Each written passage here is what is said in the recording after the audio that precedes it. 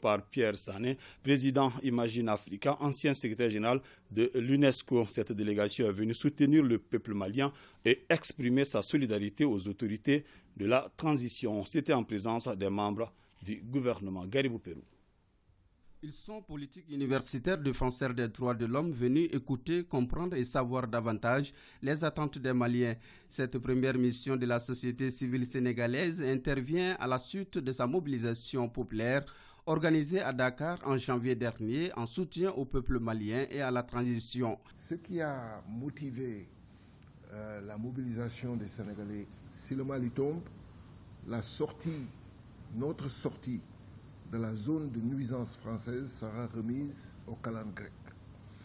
Par contre, si le Mali réussit dans son pari de changer le rapport de force avec la puissance coloniale, ce sera une ouverture pour tous nos pays. Le Mali et les Maliens ont le droit de décider ce qui est bon pour eux, de décider avec quels partenaires entretenir des relations, de mettre fin éventuellement à des relations antérieures quand ils le souhaitent et quand ils le veulent, sans en avoir à en rendre compte à qui que ce soit. Nous, en tant que Sénégalais, en tant que frères jumeaux, nous ne sommes pas des pays frères, nous sommes des jumeaux.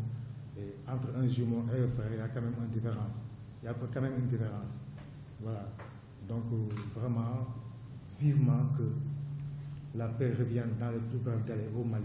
Vous avez dit, Monsieur le Premier ministre, récemment, vous adressant à la classe politique française, qu'ils ne se rendent pas compte qu'ils n'ont plus affaire aux leaders politiques auxquels ils avaient affaire dans le passé, ici en tout cas au Mali.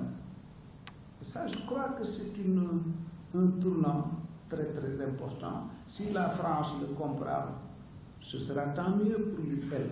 Si elle ne le comprend pas, ce sera tant pis pour elle. Elle perdra énormément en Afrique et sur une longue période. Moi, je vous fais confiance. Le Premier ministre, après avoir remercié la délégation pour son acte de solidarité, a fait le développement des points qui opposent notre pays aux instances sous-régionales et à certains partenaires. Nous avons dit simplement à tout le monde, tous ceux qui veulent travailler contre notre pays, déstabiliser le gouvernement, nous ne pouvons pas les tolérer sur notre territoire. Nous avons été très clairs avec tout le monde. La CEDEAO veut ramener la transition aux élections. Nous avons dit de faire attention. Si ce n'était que les élections, depuis 30 ans, le Mali organise des élections. Pourtant, on a eu combien de coups d'État, combien d'insurrections, donc ça veut dire que l'élection n'est pas la solution. L'élection est une condition de la démocratie, nécessaire mais n'est pas suffisante.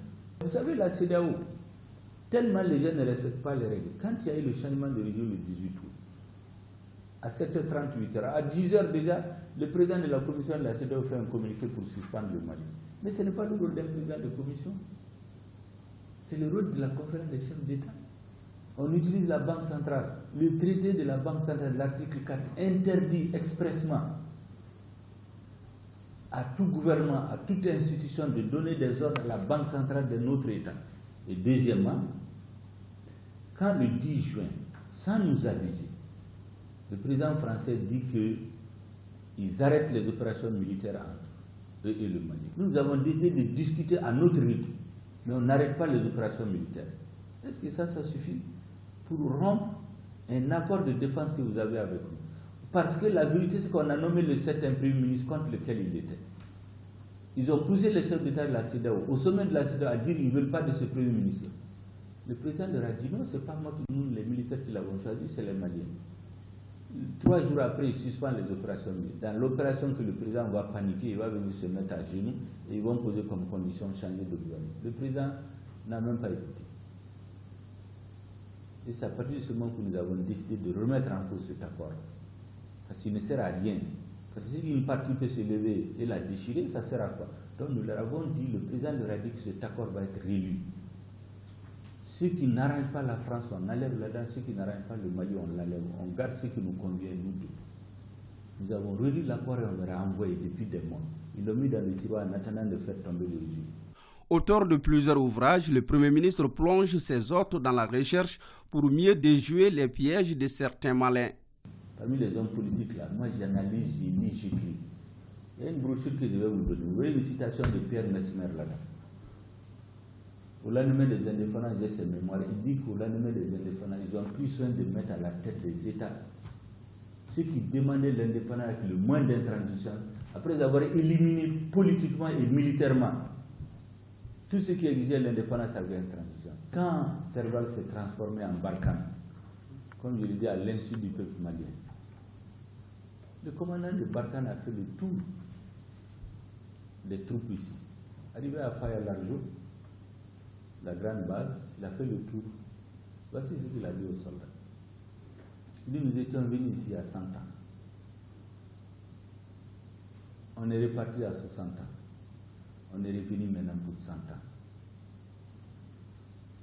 C'est le journaliste Laurent Larcher qui l'accompagne, qui l'a mis. Comme j'ai lu tout sur ça, je l'ai lu dans mon livre. C'est ça le fond. Tout le reste là, c'est la poudre aux yeux des Africains. La profondeur de la crise malienne étant passée en revue, la délégation imprégnée repart avec la ferme conviction que la souveraineté du Mali n'est pas à marchander.